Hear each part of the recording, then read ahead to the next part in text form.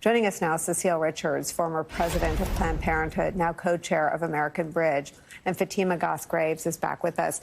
Cecile, I remember when the Texas ban was written, it was sort of wacky. It was, you know, imagine this vigilante enforcement. And as it wound its way through the courts, it didn't get normalized, but it almost has. It's being emulated. And it was this worst case scenario. Companies left. What is happening?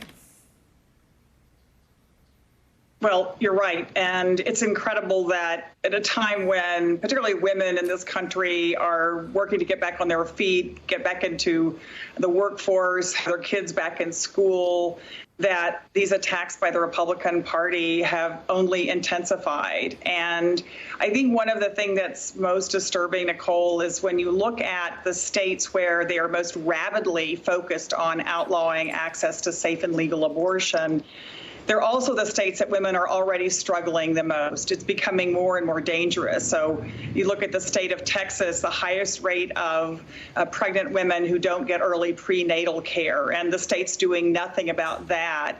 The state of Mississippi, which of course has brought this abortion ban before the Supreme Court, the poorest state in the country, a state where a third of children live in poverty, twice the maternal mortality rate of the rest of the country. And this is the focus of the Republican Party there. So I think these two things go hand in hand. Every single state you see that is passing these outrageous bills criminalizing abortion are all completely dominated by the Republican Party, lock, stock, and barrel. It is their entire agenda. They have no agenda on the economy or jobs. They're totally focused on social issues, and they have their sights aimed at women. Let me show you what the victims, the women, sound like. This is some reporting from the Washington Post. I used to be very pro-life because that's what my family used to be. They used to be very pro-life. And then I had 2 kids at a young age, and I realized this isn't for everybody. It's not as easy as everybody makes it seem to just raise kids by yourself and be alone and go through it alone. It's not just as easy as it is. I have a 3-year-old and a 1-year-old, and I'm 19. I cannot go through another pregnancy. Cecile, what is happening out there to women like that young mom of 2 who just wants to be able to make a choice about not having a third? Exactly. I mean, I'm so glad that you are carrying these stories, because the politicians that are passing these bills, of course, most of them will never be pregnant. They are actually making laws over other people. They are taking the rights of everybody in this country to make their own decisions about pregnancy and putting it in the hands of politicians and the government. And it's cruel. The repercussions are only beginning to be felt. And I think, as you said earlier in the show, many women, as we've seen, are leaving Texas, going to Oklahoma, ironically, going to Mississippi, going to Louisiana, the very states that are also poised to ban abortion. It is going to become impossible for so many women, and particularly women with low incomes, particularly for Black women, for women who live in rural parts of this country, to get access to care. And I think I just have to point out the other hypocrisy of this, Nicole, that the state of Mississippi, the same Republican-led legislature that passed an abortion ban, saying that women did not lead this right, also defeated an attempt to actually expand health care coverage for women after they've had a child. Right now in Mississippi, new mothers get 2 months. There was an effort to try to expand that to a year, and these same legislators voted that down. That, to me, is what that has to be understood, is that these are not people who care about women. They don't care about children. They are only doing this for political purposes, and they have to pay a price politically in November. Cecile, there's something, too, that I want to get your wisdom on. Where there is a Republican stranglehold politically, there's no resistance to these laws. What we've seen make it to the Supreme Court hasn't faced much skepticism. That's scary in its own right, but the laws are getting more extreme. I mean, exceptions for rape and incest used to be almost pro forma. They're going away. What do you make of sort of the radicalization of the radical anti-abortion policymaking?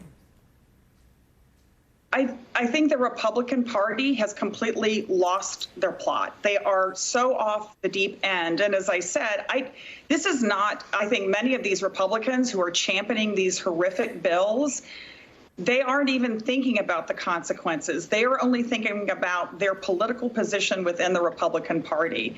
And I do believe, I mean, there is going to be and already is so much pain and suffering for people who never, the American people didn't ask for this. I mean, you could look at any poll in this country. This is not what the American people think we need, is to criminalize abortion, put doctors in jail, you know, force women to have children when they're not, as the young woman that you had on the show, that are not prepared to have. That is not what the American people have. This is a crass political move. It may not have immediate consequences, but long term, I believe it will, because it's not the kind of country that the American people want to live in. But it is horrific. And you're right. There is no standard left. You look at Oklahoma, there's nothing left. They just want to criminalize abortion all across the board. And if you don't think they're coming for birth control pretty soon, right after this, I think you're sorely mistaken. So, Fatima, what does the counteroffensive look like?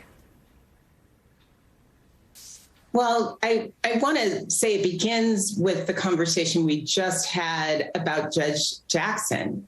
Part of what we need to do is remind people of someone like Judge Jackson, the difference that she would make on the court, and someone who was popular and leading with values of equality and a focus on democracy.